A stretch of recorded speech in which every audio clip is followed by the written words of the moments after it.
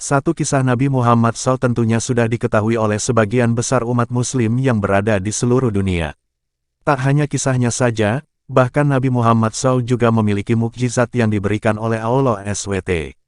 Kisah Nabi Muhammad SAW bukan hanya sebuah cerita tapi merupakan suatu yang menjadi anutan yang dapat diterapkan dalam kehidupan.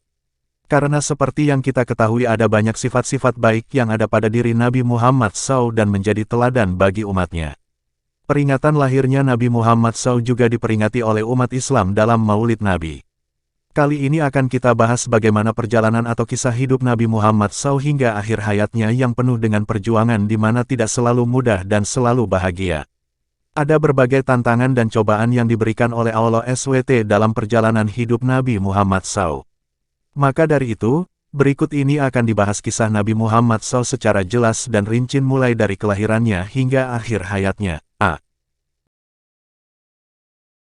Rasulullah SAW lahir pada tahun Gajah yaitu tahun di mana pasukan gajah yang dipimpin oleh Abraha Habasyah ingin merobohkan Ka'bah yang diperkirakan terjadi pada 12 Rabiul Awal. Dengan kebesarannya, Allah SWT menghentikan pasukan tersebut dengan mengirimkan burung-burung ababil untuk menjatuhkan batu-batu yang membawa wabah penyakit.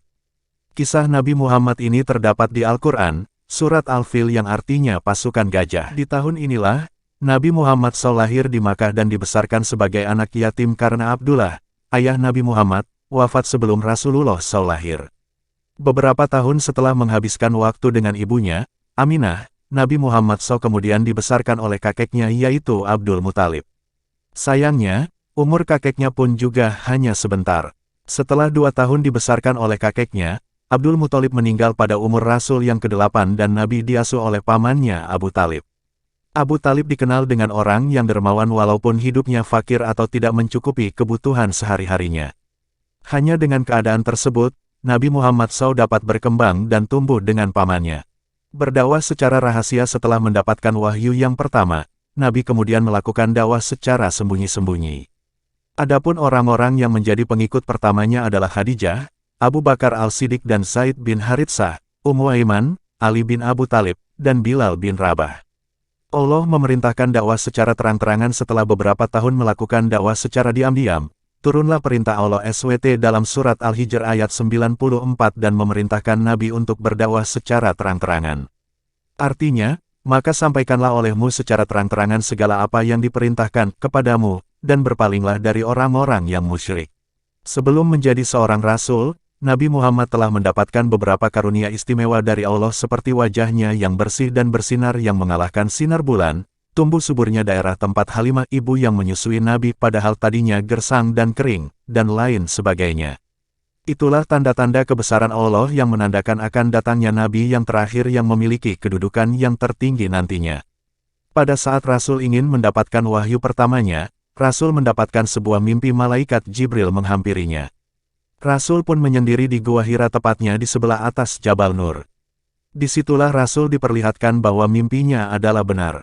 Malaikat Jibril pun datang kepada Rasul dan turunlah wahyu yang pertama yang ia bawakan dari Allah SWT dalam surat Al-Alaq yang artinya, bacalah dengan menyebut nama Tuhanmu yang menciptakan, Dia telah menciptakan manusia dari segumpal darah.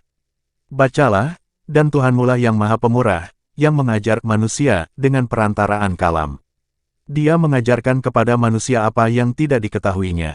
Qs. Al-Alaq 1-4. Walaupun Nabi merasa ketakutan, disitulah kisah Nabi Muhammad sebagai Rasul dimulai.